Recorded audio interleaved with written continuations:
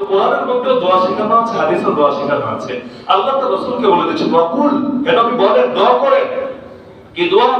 রাব্বি আউযু বিকা মিন হামাযাতিশ শায়াতিন ওয়া আউযু বিকা রাব্বি আন ইয়াহদুরুন। হে আমার রব, আমি আপনার কাছে আশ্রয় চাই শয়তানের আঘাত থেকে। মানে শয়তান আমাকে আঘাত করে নিয়ে পাপে লিপ্ত করবে, আমার খোঁচা দিবে, আমার নিয়ে পাপে জড়াবে, এটা থেকে আশ্রয় চাই।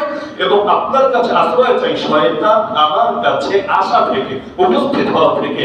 এরপর আয়াত থেকে আল্লাহ মৃত্যুর কথা বলেছেন, হাত্তা ইযা জাআ আহাদাহুমুল মাউত ক্বালা রাব্বি ইরজিউন।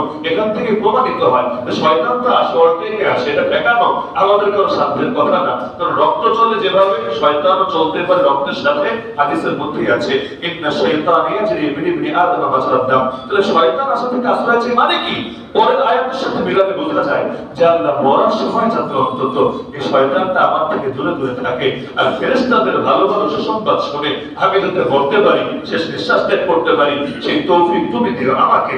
হাদিসের মধ্যে দোয়া আছে, নবী যে দোয়া করতেন, ওয়া আউযু বিকা আন ইয়াতাহাব্বাতানি আশ-শাইতানু ইনদাল মাউত। লম্বা দোয়া, যে দোয়া শেষে আছে একদম পুরাটাই বলি, একবার অন্তত শুনলে অর্থটা অন্তত জানা থাকবে। নবী বলেন আল্লাহুম্মা ইন্নী আউযু বিকা মিনাল হারাম ওয়াত তারাদ্দি ওয়াল হাদ ওয়াল গাম ওয়াল হারিক ওয়াল বারাক।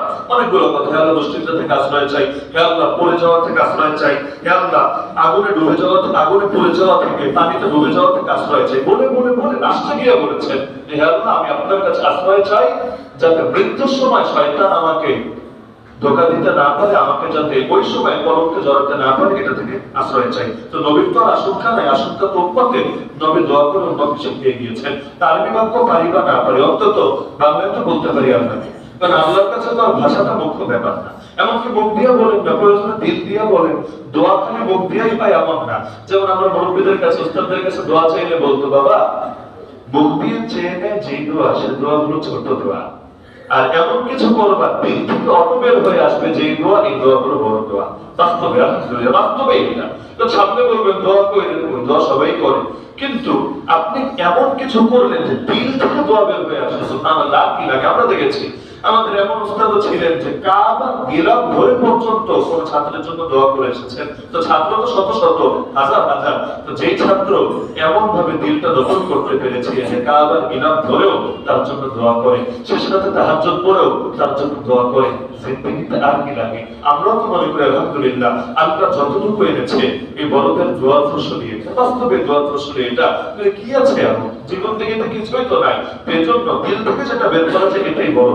আল্লাহর কাছে দিল থেকে সাহায্য চান, আল্লাহ সারা জীবন শয়তানের উপর বিজয়ী থাকার তৌফিক দাও, আর বড় সময় যাতে হেরে না যাই, বরং শয়তানের উপর বিজয়ী হয়ে দুনিয়া থেকে যেতে পারি, সেই তৌফিক তুমি আমাদের সবাইকে দাও। আল্লাহ আমাদের সবাইকে কবুল করুন। ইচ্ছা ছিল আরো দুইটা পয়েন্ট দ্বারা, এটা আজকে আর হবে না। সেটা হলো কবরে রাখার পর কবর চাপ যে দেয়, এটা মুমিনকেই দেয় না অপরাধীকে শুধু দেয় না সবাইকেই দেয়, দিলে ব্যাপারটা কেমন? আর দ্বিতীয় আলাপ ছিল কবরে রাখার পরের অবস্থাটা কি হবে, মুনকার নাকির আসবে, তার আগে পরের অবস্থাগুলো। আজকে তো সময় কুলাবে, ইনশাআল্লাহ আগামী সপ্তাহে এগুলো নিয়ে আলোচনা হবে। যারা সুন্নাত আদায় করে, যারা আমরা যুব সুন্নাত আদায় করি।